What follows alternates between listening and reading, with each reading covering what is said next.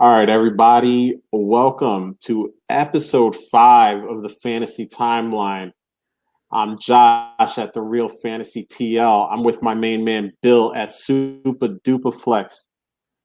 Bill, big game on right now. The Eagles against the Giants. The reemergence of Eli Manning. That's so weird to say. A lot of people are kind of at the edge of their seats. They're gripping onto anything that they can. They need someone in this game to score them a few points, or maybe they're going up against somebody and they're hoping these guys don't score a few points. Bill, we were talking beforehand. I know Sterling Shepard is someone you have an eye on. I know I have an eye on Carson Wentz. I need kind of a overly spectacular 40-point fantasy game from him in order to advance in one of my playoffs. Probably not happening, but it is what it is. Is there anyone else that you're keeping an eye on during this game, Bill? I think I'm anti-Goddard, I am pro-Tate, and I am anti-Sterling Shepard today. So there's a lot of things, and some of them I have them in one league, and I'm going up against them in another league. So yeah we'll just see where the chips fall, That's cool. Like I said, the New York Giants apparently decided they wanted to dust off Eli Manning for one more trip to Philadelphia. So I want to talk about him for a little bit. If someone, I think it was Matthew Betts, who is the co-host of the Fantasy Red Shirts, he said, doesn't this feel like a game where Eli Manning will have 300 yards and 3 touchdowns? If that does come true, I don't think it will, but if it does, is this someone that, you lose a quarterback, you maybe have some guys in some bad matchups next week? Are you checking your waiver wires to see if he's still there? Are you possibly in a super flex league, maybe trying to trade a 3rd or 4th round pick for Eli? He does have the Dolphins next week, which could turn into a shootout. What do you think, Bill? If you're in the playoffs, odds are you don't need Eli. I mean, he's really only going to be good for you this year. I don't think he's going to play next year. So if you really need a quarterback, I mean, he might be somebody worth looking into. But I mean, he'd be like a last resort for me. Right. You just don't know what you're going to get from him. I think this is just his farewell tour. Giants really don't care if they win or lose now. And, I'm not paying anything for him. If I'm in the play, I almost feel, I mean, maybe for next week it might be worth it, but I almost feel like I would play a position player before him. Yeah. I mean, I guess obviously it depends, but I mean, that's kind of how I feel right now. Yeah, I would have to be in a tough spot. I mean, I almost would have to be in a situation where maybe I was struck down with some injury this week. I started, let's just say, for example, Jimmy Garoppolo and Duck Hodges, and Jimmy's huge game, or Drew Brees and Duck Hodges, and their huge games propelled me into the next round. But I don't like what's coming up on the horizon. Duck Hodges isn't, going to put me over the top. If I see something from Eli, again, I don't think we are, but if a 300-yard, 3-touchdown game does come from Eli, I see that Miami's on the schedule for next week. That's also dependent. Daniel Jones has an ankle injury right now. If they decide he's good to go, they're going to throw him right back out there. They're not going to keep him off the field. So it's very dependent, but these are the kind of small moves. Hey, I'll give you a 4th-round rookie pick. I'll give you a 5th-round rookie pick to someone who didn't make the playoffs this year. they'll just be happy to get Eli off the books, considering he may not play another game ever. Right. They actually quoted him earlier during the Monday night game and said that he's learned during these 10 weeks that he doesn't want to be a coach and he doesn't want to be a backup. So I think the only way we see Eli again is if someone brings him in and guarantees him a starting role. I can't imagine that happening, but yeah, it's something to keep an eye on. And sometimes those small, crazy moves, end up putting you over the top. I mean, I know there's probably a few people that traded a third or fourth round pick for Raheem Mostert and are reaping the benefits of that. So it's always something to keep an eye on. You and I think, agree, Bill, that it's probably low percentage chance that it would be something that we would look at, but it's something to keep an eye on if he does have a good game. So now I'm going to click this banner, and it hurts me personally a lot. The injury bug. When I say it strikes, it struck a lot of guys. Rashad Penny is done for the season. Darius Geis is done for the season. Mike Evans is done for the season. We also have injuries to Ridley, injuries to DJ Chark, Patrick Mahomes. I mean, the list goes on and on and on and on. It was a rough week. There's at least 3 leagues that I can think of off the top of my head where my teams were just decimated by the sheer number of injuries that happened. Devontae Parker, I know, left with a concussion. I mean, I could go on, but it would probably take the whole hour that we usually spend just naming the guys that got hurt this week. If you were able to survive, are there lower level guys that maybe you take a look at and maybe try to fill in, especially for some of these receivers? I mean, obviously, if you had Evans, you're probably not getting Godwin. But, is there another option in Tampa Bay, or even there is a guy in Atlanta. He only had 1 catch, but it was a huge touchdown. And I'm not even going to attempt to pronounce his name because I actually have him on a taxi squad. It's the Dynasty Trades HQ League, 16-team Superflex. We have a ton of roster spots and a 10-person taxi. So it's the only reason why he's on my taxi squad.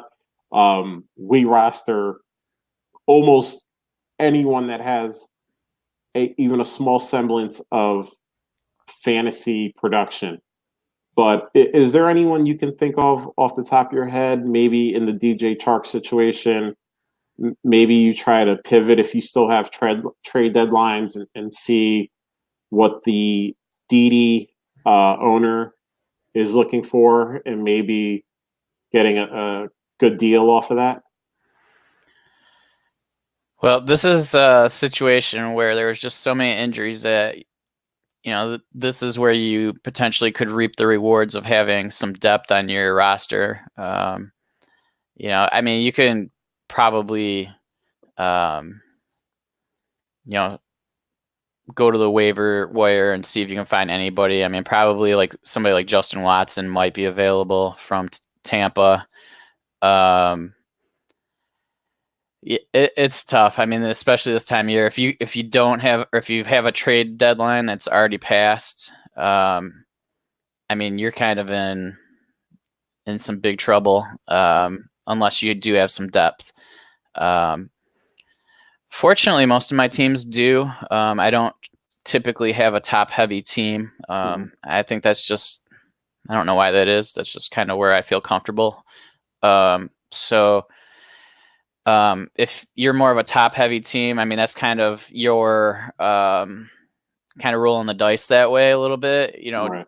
where, okay, I'm going to have the best players I can, and take the risk of weathering any injuries. I mean, I really don't have a whole lot of suggestions for the waiver wire. I mean, I haven't started doing my review for this week yet. I typically do that Tuesday. So Right. I don't have anybody in particular aside from, Justin Watson. Yeah. Maybe Perriman if he's still available. I can't really think of too many. I know you're talking about that guy that had a one touchdown or one catch for 93 yards and a touchdown. Yeah. So if he never gets another catch in his life, he will be the highest point per play guy in fantasy history.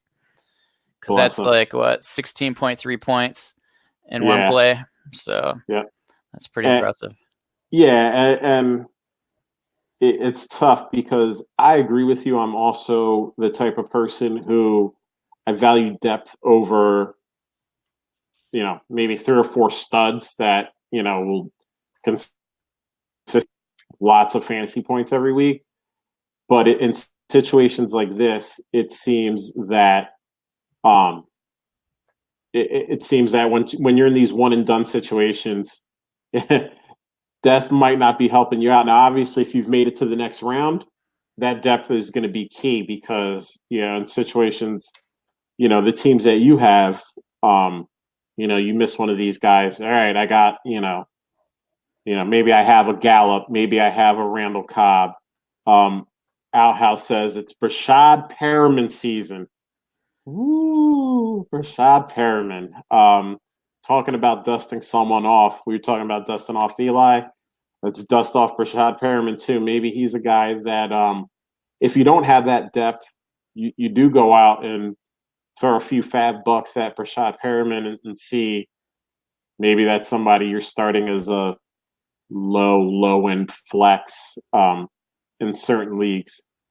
But now that we've talked about how a lot of those injuries affected me and knocked me out of a lot of playoff situations. We've talked about my pain, Bill. We're gonna talk about your pain a little bit, and the banner says the curse of the stash, but I'm gonna let you go into more detail and let us know how this cursed you. So, in my original 14-team Superflex league, I had the option of playing Breeze, Minshew, and Brissett. And I felt pretty good about Brissett going up against who are they playing? Who's that? I'm sorry. Brissett, Indy. Were they playing Tennessee? No, but it was a pretty bad. Did they play the Bucks? Gosh, right, hold on. I'll look it up. Good podcasting. Anyway, we're on top of all of our stuff. Don't worry about it. I don't even know who my players are. So anyway, I played Brissett, and then I chose to play Minshew over Breeze.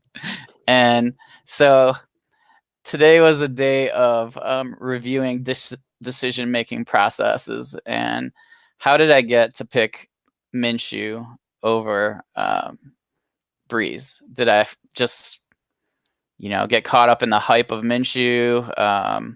Did I overvalue San Francisco's defense? What did I do? And I'm not sure what I did. I think it could be a little bit of all of that. The Colts played the Buccaneers, so I felt pretty good about Brissett with that up against them. And, Minshew was playing the Chargers, and, I just didn't see the Chargers taking a huge lead, and that, kind of really hurt Minshew. But Breeze going up against one of the top pass defenses. Granted, it was at home, so that's probably something I should have taken into account because he's typically much better than on the road. But it was a disappointing decision. And now I have to sweat tonight because I need Tate to outscore Goddard by 3 points. So if you see me, oh my God. Oh There no. was just a pass to Tate in the end zone, and somebody defensed it right at the. Uh, So as I'm speaking about it, so you're gonna hear me moaning or cheering tonight because I'm sweating a few games, but yeah, I don't know. Like, I mean, I'm pretty mad at myself for not playing Breeze over Minshew. I mean, that just seems ridiculous. Like in retrospect, how did I get there? Like, how did I do that? And some people will say, can't fall into start your studs. You got to pick the guy you think's going to do best. right. But I think I completely overvalue the defense, and from what I understand, that's a lot of a lot of people overvalue matchups. I mean, matchups are important to me, that's a tiebreaker decision. That's not like a decision to start somebody over the other just because of matchup. If I like guys equally, then that's where I would go. Right. So maybe another learning lesson for me, and hopefully somebody can learn from my mistake and not make that also. But can you see or explain why that would have been like, it makes sense? Yeah. It makes 100% sense. And I'm going to tell you why. And I'll relate this back to this is actually a redraft league that I'm in. It's a friends and family league. I've had the 49ers defense all season. I'm the number 1 seed in that league. And I go, yeah, the Saints are a good team. The Saints will score some points. But if you would have said to me, I'm Bill from the future, the game was 48-46 San Francisco, I would have laughed at you. Those are both pretty good defenses. Drew Brees, we talk about this. Don't fall into the start your studs trap. Drew Brees isn't a fantasy stud anymore. I mean, he was for years. And I think sometimes we look at these guys and we forget what they're doing currently, and we kind of attribute what they did a few years ago into what they're actually doing now. Outhouse, I sat Breeze for Wentz. Yeah, you're looking at Breeze going up against the 49ers D. They were shut down. I mean, just look at what they did to Lamar Jackson. I mean, he is the cheat code, and he had a good game, but he didn't have a, 35 point, he ran for 98 and 2 touchdowns, and Wentz is going up against, the vaunted Giants defense. That makes sense. Your move made sense. Obviously, no one predicted a 48-46, just shootout with 2 defenses that are, in the top half of the league if they're both not in the top 10. I get it. I don't blame you at all for looking at that matchup. I started the San Francisco defense, and it got me -8 in a redraft league. I mean, sometimes it's the wild happens, the unexpected happens. Drew Brees may not have, 6 touchdowns, in his next 2 games. I mean, but he had 6 touchdowns last night, 5 throwing and one rushing. These are things that you just can't predict. I mean, at the end of the day, I saw a lot of fantasy analysts fading Breeze. Hey, sit Breeze. It's going to be a tough game. They're a lockdown defense. They're going to keep, them in check. At the end of the day, fantasy football is a lot of fun. It's a lot of guessing. We're trying to make educated decisions. I mean, I had a dynasty team. I remember week 1 that has both Julian Edelman and Philip Dorsett on it. Philip Dorsett blew up week 1. Well, what was Philip Dorsett doing? He was sitting firmly on my bench because I had 7 better options than him. Sure. And anytime that I've had to start Dorsett and I've prayed for a game like that, I've gotten, 2.8 points, 4.7 points. He's never really recreated that magic. But sometimes Sammy Watkins is another guy who week one blew up, and I don't think all of his games combined, he's reached what he did in that first game. So listen, you went with the odds, and unfortunately, kind of like going to Vegas. Sometimes you go with the odds, and it's still it's not in your favor. So I don't blame you. I think you made the best decision with the information you had. It just unfortunately it came up snake eyes. So we're gonna go from something that the two of us agree on to something that I have seen cause a lot of dissent in Twitter this week. I call it Waivergate, and I'll read you the tweet, Bill, and then I'll get your response on it. So this is from Jeff Ratcliffe at Jet Ratcliffe. If you don't make the playoffs, don't be a eggplant emoji. I think we all know what that means. And pick up players off waivers. Your season is over, but there's still plenty of DFS and sports betting left. And that's even true for consolation brackets. Teams who don't have a shot at the title shouldn't impact teams who do. Now, I understand this from a redraft point of view, even though an argument can be made against it. But do you think this should be a thought process in Dynasty as well? Not teams out of the playoffs not being allowed to pick up guys off of waivers. No. I mean, Dynasty is a whole different animal. And Right. I mean, you're always playing to improve your team, because I understand how someone could argue with that in redraft, just because those players, it's not benefiting them at all. Mm-hmm. Keeper, even that, I mean, because the odds of you finding a keeper on waivers at this point in time, I mean, I don't think that you should. Dynasty, I don't think there's even an argument to say that that would be a sound comment. But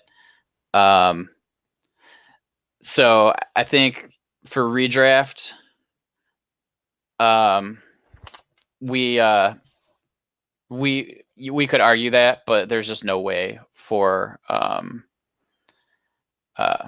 Dynasty. I mean, can you see a reason why you would argue that for Dynasty? No, there's no reason why you would do that in Dynasty. There's no reason for it. Actually, it's funny. Outhouse is in the chat right now, and this came up. We're both in Dynasty Trades HQ, the OG Listener League, and I didn't know this because I made it to the third place game last year. I missed the playoffs this year, and the waivers were turned off. And I was like, oh, that's interesting. And Shane and Michael Sipes got into a little back and forth. It was pretty funny in the group DM about why is it turned off. And Sipes said, well, it was turned off last year. Well, Shane also made it to the third place game last year. So neither one of us knew, because for us, it was on all season because we made it until the last week. So the argument actually got started over picking up Bilal Powell, who somehow was still on the waivers. But yeah, I mean, in Dynasty, I don't see it. And in redraft, I honestly think there's an argument to be made for it. I'm a competitive person by nature. So even if I'm in the consolation bracket, I'm still out there trying to win games. Yeah, it may get me nothing. When I used to commish redraft leagues, what I would do is I would base where you picked your draft spot for next year off of how you did the previous year. So if you won the consolation bracket, you had the first choice of draft spot in next year's draft. It kind of gave you a little advantage, And I know there are a lot of leagues that do league punishments, to the worst team. Well, if that's determined based off of the consolation bracket, those teams should be allowed to pick up players because their punishment may depend on Bilal Powell or picking up Zach Pascal. You know, it, you know, it, it's it, there's an argument to be made. I think calling people, an eggplant emoji, um, is a little harsh. Obviously, if the way to stop that is just to not have a consolation bracket. Hey, you didn't make the playoffs this year, your season's over. Yep. And that's the easiest way to do it. But, I know a lot of people, they run leagues and they just kind of hit the default settings on whatever platform they're using. And the default settings give you a consolation bracket. So there you are. But yeah, I thought that was interesting. I saw that not only from Jeff, but I saw that in other places. And I just wanted to see if you thought on any universe it was okay for Dynasty. I didn't, and I figured you wouldn't either. But it's always good to have the discussion because I'm sure there are Dynasty leagues that are out there that limit non-playoff teams from picking up players off of waivers or shame people for picking up players off of waivers. And hey, if you're listening to us, we're out here. We want to educate. We want to let you guys know, what we're thinking and how we would do things. And, maybe something you hear on here, you go to your league commissioner or you start a league and you go, hey, I'm not going to do that. I've seen it done in other leagues and I'm not a fan of it. So, Bill, you saw something on Twitter, and I was reading it on the show notes, and it looks really interesting. So I'm going to let you take it away. Okay. Short Logic at short_logic added me on Twitter. This was a poll for Dynasty. He has the number 1 overall seed. It's PPR and a 1/4 point per carry. He has Saquon and Zeke already started, and he needed to start one more running back. He has Leonard Fournette in the starting slot, but he thought he'd check to see what people thought. So in the poll, he has Darius Geis versus Green Bay, Aaron Jones versus Washington, Devonta Freeman versus Carolina, and Fournette versus the Chargers. Based on, we kind of had a conversation on that, and it was just more about, what's the proper play in that. If you're the number 1 seed, I just felt like if you're the favorite, my goal would be to go with the person who you expect to have the highest volume. So I told him Leonard Fournette. And even though he wasn't the high scorer, Aaron Jones obviously was. And there was a lot of people saying to play Aaron Jones. I still think Fournette was the right play. Because Jones is just way more volatile, and he has Jamal Williams, taking half of his touches, where Fournette really has no one. And it's just the game got out of hand where Fournette didn't get as many touches as you normally see. So that was an interesting, discussion in regards to that. The other thing I wanted to point out is in this poll, he put out so much information for you to make an actual good decision and to be able to have a good conversation about, telling you the scoring, telling you in the poll who the players are playing, all of those things. Because when I go through polls and people are asking for start sit and you don't know who's playing, who they're playing against, and you're on Twitter, you're not going to go look up every matchup if you don't know the matchups yet. And so part of the reason was just the conversation about what's the right play for that third running back. But the other thing is just when you're tweeting out polls, provide as much information as you can so people can actually have a good conversation with you about it. I just thought he did a great job with that tweet. Yeah, and I totally agree with you, Bill. I'll get to the actual question in a minute, but I want to piggyback off of what you just said. I love going onto Twitter and I love responding to polls, whether I'm tagged in them, I'm not tagged in them. But I skip over a lot of polls because it says, let's just take the situation you're in, for instance. Should I start Breeze or Gardner Minshew? Dude, is this a super flex? How many teams are in this league? Do you have some crazy scoring? Is it point per first down? The thing that I think sometimes we all forget about fantasy in general is that there's literally a million different kind of leagues, different scoring, different number of teams. Are you playing double headers? I mean, the options are pretty much limitless at this point for a league. So the more information you provide in your tweet, when you're sending out, especially something like a poll, this guy could have said, hey, I have a lineup question. Which one of these four guys should I start? And just list Geis, Jones, Freeman, and Fournette, not put their matchups, not put that he's the one seed, not put that it's dynasty. I mean, he did throw a lot of information out there, and I love polls like that because I can actually look at the poll and go, oh man, I can put myself in his or her shoes with their question and give an educated answer. And another thing I'll say is, if you throw a poll out there, people, this is just to everyone, and someone that you don't know throws an answer out there, even if they just say, hey, go with Geis. They don't give any information. They just say, go with Geis. Just shoot that person a quick thank you. I mean, that person took time. They read your tweet. They put some level of thought into it and left you and replied to your tweet. Shoot them a quick thank you.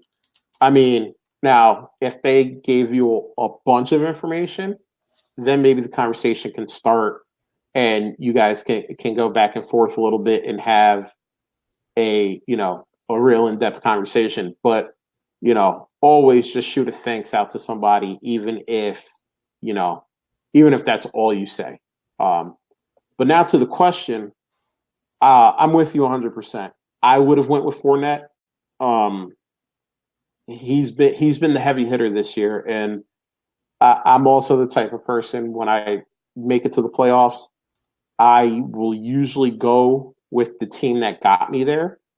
Obviously, like we talked about earlier, if there's a tie between two players, I might look at matchups and bench a guy that I've started for a lot of weeks for a similar type player who has a better matchup. But I mean, Leonard Fournette has probably had one of the least talked about really good fantasy seasons. I mean, this guy is dominating on a lot of teams in a lot of leagues. And I feel that in the community, he doesn't get talked about a ton. And I will be the first person to say I was a Leonard Fournette hater during the off season. I was a guy that's just like, between injuries and being a knucklehead, the team had pulled all of his guarantee money during the off season.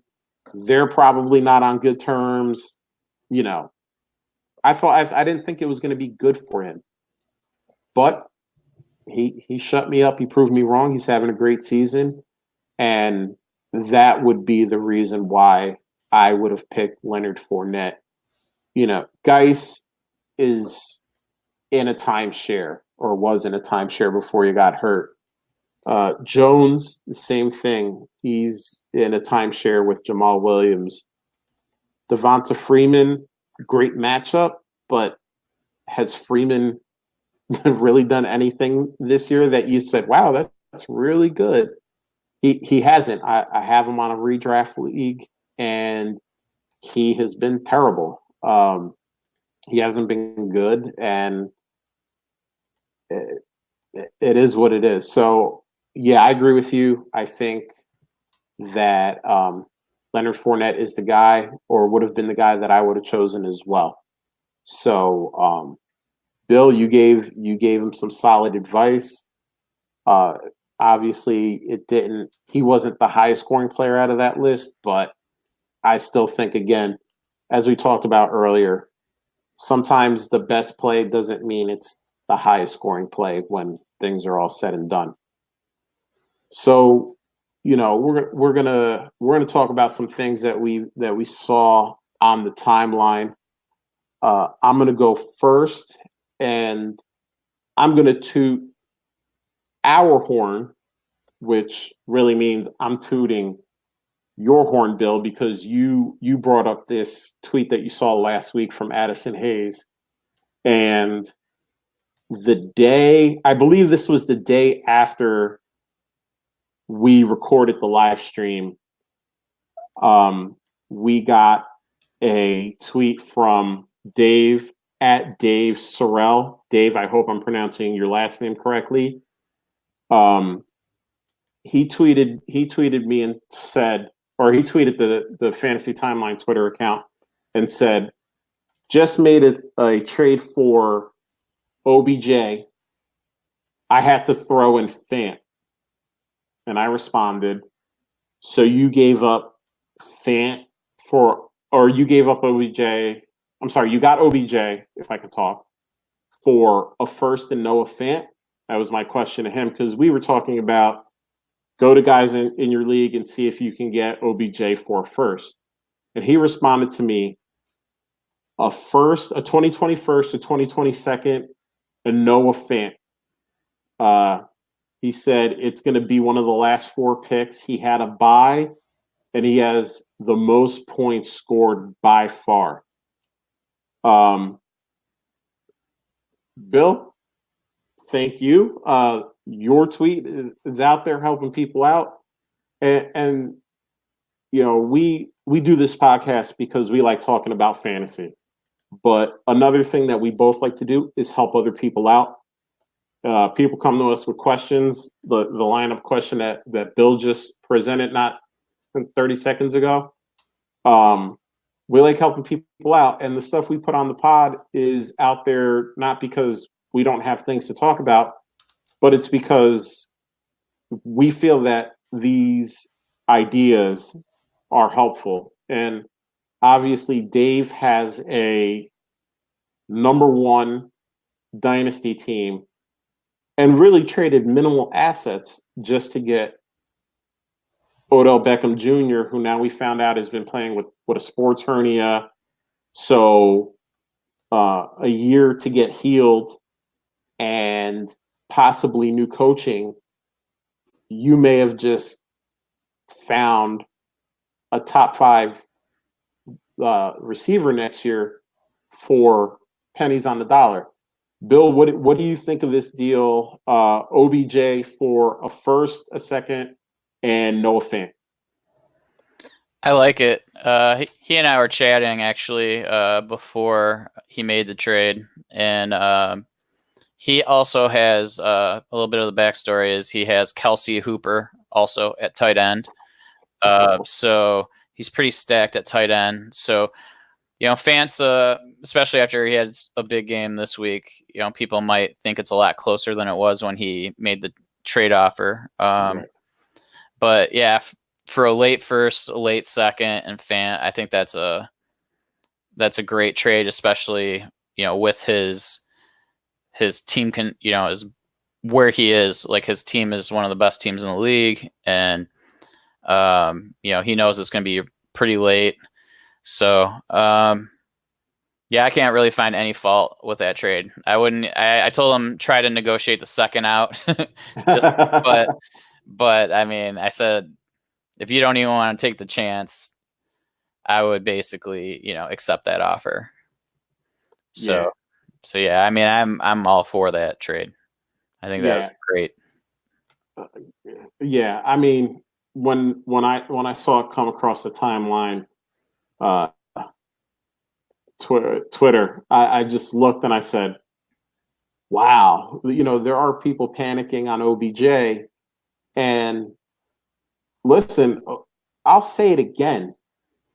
go out. Now there's been even more negative information on Odell. Yeah. He wants to leave Cleveland. He's been playing all season with a sports hernia.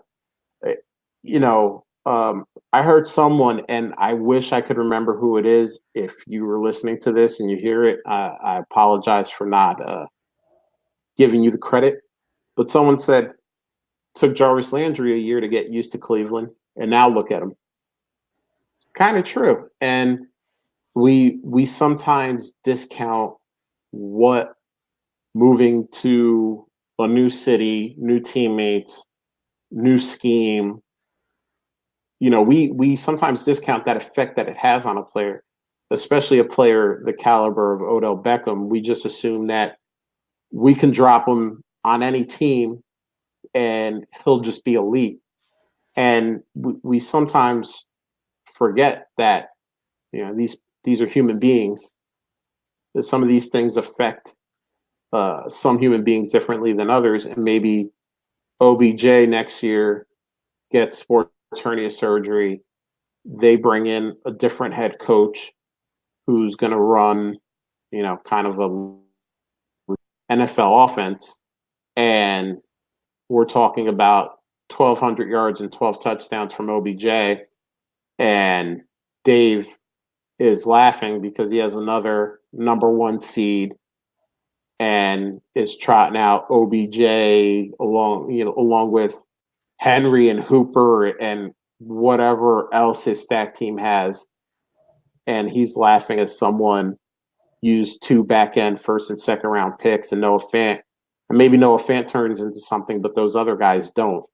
And he's laughing to another championship in his league. Bill, I'm going to let you go off on what you saw on the timeline and see what's going on here. So just a couple of more things on that last item. Well, actually, this is more about Eli Manning. He is now thrown for 179 yards and 2 touchdowns in the first half. Pick up Eli Manning. Pick up Eli Manning. Do it now, guys. And a little background into the conversation with Dave about this trade as I'm looking at it. Well, we were discussing it. He says he says thanks for the help, and I'm like, glad there was something worthwhile on the pod. And he's like, don't be modest. Josh's stuff is great. So he's obviously a fan of yours. So thanks, Dave. Dave, the check's in the mail. Yeah, he's a good guy. He is. So, all right. Yeah, so here's just something that kind of caught my eye. Like earlier I think it was last week before the pod, I had just mentioned that, certain things happened that I was actually going to be doing very well in my leagues this year, that I would actually have made 14 of 15 playoffs.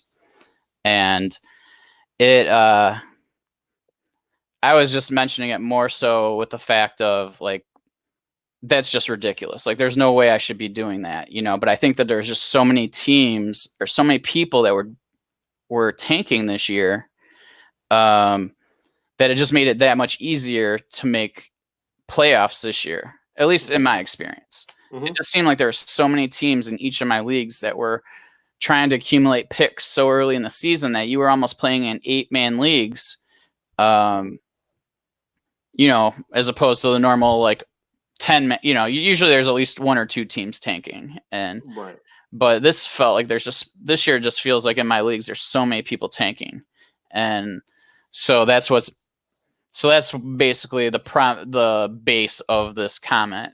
So then I was listening, and it wasn't just me that had made the comment about making the playoffs and having a high percentage and all that. But then I was listening to some podcasts, and I hear, them saying that they didn't like the bragging that some people were doing talking about their playoffs. And my thought was kind of that, we do this for fun. We want to think that, if we're putting in this work and, we're paying attention to the news, we're making decisions that we think will benefit our teams and, all of that. And once you get to the point where you can measure your team, you're excited. You made the playoffs. That's the first goal of your fantasy team is to make the playoffs and then to see where you go.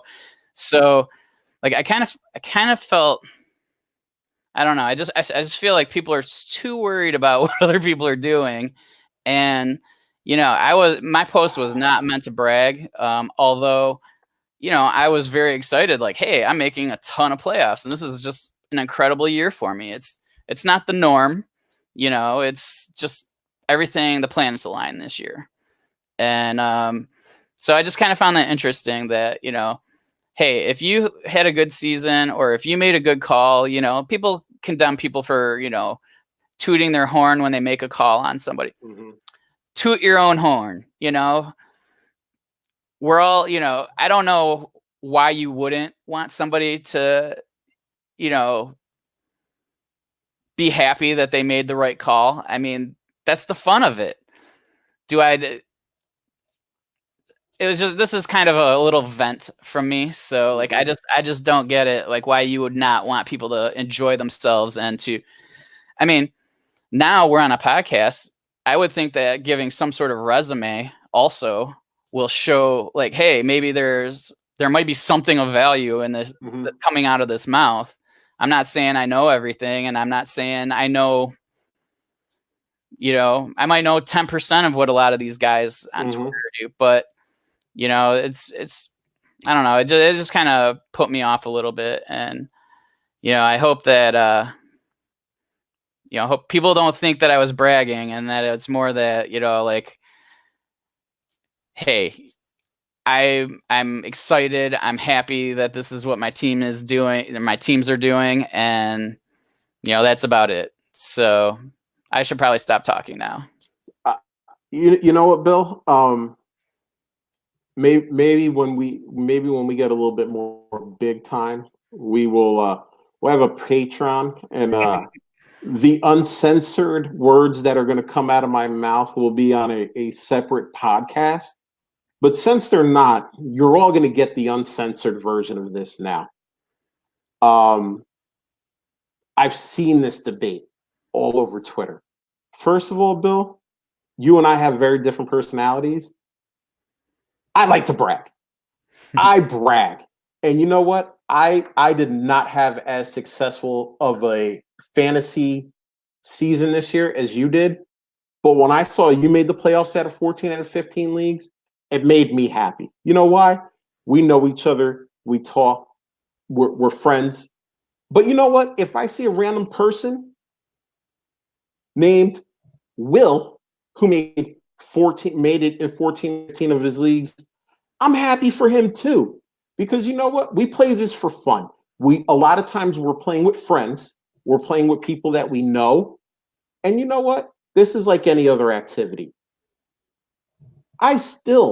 This happened 15 years ago. I still have a friend that every time I see him, I remind him of the fact that we used to play a weekly poker game, and I took $800 off of him with quad fours, and I tricked him out of all of his money. And guess what? I still remind him of it. You know why?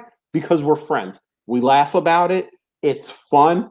And Twitter, we're analyst or whatever we are now. We have a podcast. We're right. People that give our opinion, and we put it out there. And you know what? These same people who are saying, don't brag about the fact that you made 14 out of 15 leagues, are the same people when we say, hey, start Leonard Fournette and Aaron Jones scores more points, that are going to hit us up and say, you guys are dumb. You said start Leonard Fournette and Aaron Jones had more points. So you know what? If we have to put up with that, we should be able to brag when we make good calls or we make the playoffs. We should be able to do that. And I'm sorry if it hurts your feeling. Maybe you had a bad fantasy season. Mine wasn't as productive as they usually are. But you know what? I had fun. I made it to the playoffs in about half of my leagues. And in all except one, I got booted yesterday. Unless Carson Wentz, drinks some of whatever Eli Manning is, and he gets his game together. But you know what? we play this for fun. We play this with friends. We play this with people that we know. Go out there. Tell everybody when you made the good call. Tell everybody that you made the playoffs. Hell, I hope Bill comes back and says, I won championships in 14 out of 15 of my leagues. Well, that's not happening. Hey, listen, I hope it does. Because we have to. Twitter is one of the best places in the world, and it's one of the worst places in the world. And you know what? We, both of us, have to put up with a lot of people arguing with our opinions and letting us know when we mess something up. We need to let them know when we've done something good. And if you're not happy listening to other people's happiness, then get off Twitter. And because to be fair, like, I mean, some of the people that are saying it are people I completely respect and like and interact with all the time. Mm-hmm. But just I have a completely different opinion on it. I think that people should be tooting their own horn if they want to. And I'm not typically like that. That's not really my thing. I usually go about my business. I was just excited that was such an incredible number. Mm-hmm. And, but, teach their own, I guess. And I guess, when you have a Twitter or you have a podcast and, we're all able to voice our opinion. And so I don't want to make this like, oh yeah, the way I handle things is correct or the way somebody else doesn't. I mean, I just feel like you should be able to do whatever the hell you want. I don't think there's a right way or a wrong way to handle things. And, if you're excited and you want to share it with somebody, do it. I mean, we just heard I played Minshew instead of Breeze. So I'm obviously not like, the all knowing or anything like that. And so that's kind of how I feel. Like, I mean, I think people get too worried about what other people are doing sometimes. And, I want everybody to have as much fun as possible. But yeah, you're right. I mean, and then there's people that I don't even know that are telling me, that I'm being braggadocious or whatever. So yeah, that's that. I mean, I don't want to like dwell on it. I didn't want to make this a big thing, to be honest with you. It's just something that I kind of crossed my mind over the last week, and I'm just like, yeah, I don't agree with this. So kind of wanted to share that. But this is kind of this is one of the reasons for this pod. We see a lot of philosophical debates like this. And it really doesn't have anything to do with the quote unquote X's and O's of fantasy. But Bill is a much more diplomatic person than I am. He kind of wants everyone to be happy and to live their best life. Yes. Me? Be happy with other people's happiness. If we can get anything from this pod, be happy with other people's happiness. And you know what? If you're not, just don't respond. Why do I need to see you saying, well, I don't need to hear that you made it in 14 out of 15 of your leagues? Mute me, block me. Who cares? If it bothers you that much, and like I said, Bill is much more diplomatic than I am. So don't mute and block Bill. Bill's a nice guy. Bill is cool. Bill is one of the nicest people I've ever met. You can mute and block me because you know what? If you don't like what I have to say, and especially when it's something that just says, hey, I put in the work. I was making trades. I was reading articles on the undrafted rookie Preston Williams in March to try to get ready for my rookie drafts. And all of that hard work did pay off. If you don't want to hear it, you can mute me. You can block me because trust me, during this offseason, I'm going to talk a lot. And you know what? You're going to hear me say, Damian Williams, pick him up when you can. Wrong. You're going to hear me say, Leonard Fournette, Derrick Henry, they're bums. Wrong. But you're going to hear some right stuff out of me too. And the thing is, you just have to, you have to take the good with the bad. That's kind of how I feel about it. And you just make your own decisions off of that. Like, that's the whole thing, right? Like, I mean, I listen to way too many podcasts, and you know, I interact with most of the hosts, so like I really enjoy, you know, listening to it just more as entertainment. And every so often you'll catch something that you go, "Oh, I didn't think about that." Mm-hmm. And you know, okay, I didn't think about that. And no, I still don't agree. You know, or wow, Yeah. I do agree with that. Maybe I need Yep. to adjust my thought a little bit in that situation. And Yep. that's kind of how I use podcasts now. I mean, early on, I think I thought everybody knew everything when I listened to them. And, you know, just over the course of time, you start to make your own thought processes and your decisions. And you kind of you figure out how you like to build a team, or how you like your wide receivers or your running backs, or, you know, and so what works for one person won't work for another person. And, Right. So, like, for example, our debate of the fantasy MVP, I think you would have a lot of people more on your side now if we were to set the poll again. I was listening to the Roto World podcast, and they took the top 500 teams on Yahoo, and they like figured out how many of what percentage Yes. Each player was on, and the top player was McCaffrey, and he was on 83% of the top 500 teams on Yahoo. And so he was number one, and the second highest was 37% of the teams, and that was Lamar Jackson. So yeah. Okay. So yes, Lamar is the league MVP, but fantasy MVP, I think that's a pretty strong, strong indicator of who the fantasy MVP is for this year. Now, if you go, okay, what about Superflex? Then it's of course closer. But I don't think that wasn't our original question. So listen, for someone, I'm actually going to take this banner down for those that are in the live stream right now.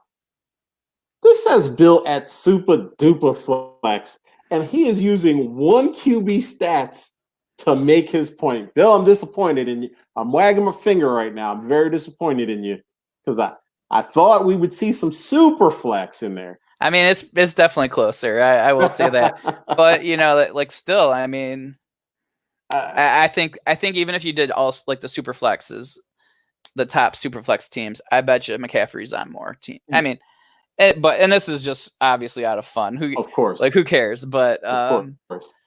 But we're getting close to the end, and you know, we're getting close to the end of the playoffs. So you know, we're gonna start kind of changing our format soon. You know, we're definitely gonna be looking way more into startups and, you know, team building, and you know, the draft. I'm the quarterback analyst for Rookie Digest, so I'm gonna start looking at 15 to 20, hopefully not 20, rookie quarterbacks entering the draft. So we'll probably be talking about some guys who caught my eye that way, and you know, kind of talk about that process. I'm looking forward to it. I mean, I think I like the as Brian Hart says, the non-point scoring season. I think I like that part of the season better than I do the actual NFL season. So for sure. And also another thing I had tweeted, and this is kind of goes hand in hand with us talking about, you know, just enjoy it. I have a lot of really good teams this year because I've been fortunate. And I was just making a comment on Twitter about how I think I'm going to be bouncing from a fair amount of leagues this year where I just don't enjoy it. To me, it's so much more about like having fun and being with a league of people that I enjoy talking to. And, you know, if there's a few bleep holes in there, you know, I'm just going to bounce. I don't care how good the team is. And so, yeah, there's already a handful of leagues I'm thinking about bouncing from. I don't know what your thoughts are on that, but it's so much more about the fun than winning the money for me. Same. I mean, there's a couple leagues I know already that I'm bouncing from. There are a couple more that are on the bubble. I'm going to assess during the non-point scoring season. And there's I have 2 or 3 leagues that if I needed to, I would take out a bank loan to pay those entry fees just because I have so much fun in them. Yeah. So it works from both ends of the spectrum. But we're going to be talking about a lot of things during the off season. It's going to be a lot of fun because, throw your questions, your startup draft ideas, what players, what rookies maybe you want us to talk about, what current players you maybe want us to talk about, maybe OBJ, someone you're trying to get during the off season. Yeah, throw that stuff to us. I'm Josh at the Real Fantasy TL. Bill is at Super Duper Flex. We're also here at the Fantasy Timeline. Let us know. As we end this thing, I just want to thank you if you were in the live stream for joining us today. We had a lot of fun. Please remember to subscribe and click the bell so you know when we go live on YouTube. If you want to listen to us on the podcast version of this, a lot of people do.